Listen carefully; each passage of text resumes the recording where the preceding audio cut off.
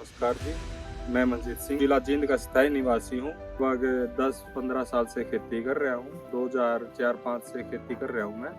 और जो हमारी मशीन कटाई करती थी ना जीरी की, तो उसमें खानों में या तो आग लगानी पड़ती थी। सन 2023 में मैंने एक बेलर लिया, दूसरा बेलर मैंने सन 2024 में लिया। इसके साथ साथ समस्या का तो निपटारा होया ही है, लेकिन दो पैसे का भी काम मेरा रोजगार बढ़ा है। तो इससे वही जो पराल में जो गांठ बने हैं, इसको बेच कर आमदनी सुधरी है। 2023 से जी मैं बेलर यूज कर रहा हूँ फील्डकिंग कंपनी का।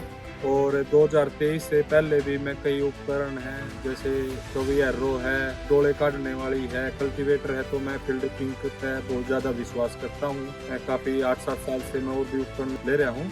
और किसान साथियों से सभी से कहना चाहता हूँ कि आप भी एक बार फील्डकिंग कंपनी का उपकरण खरीदें। धन्यवाद।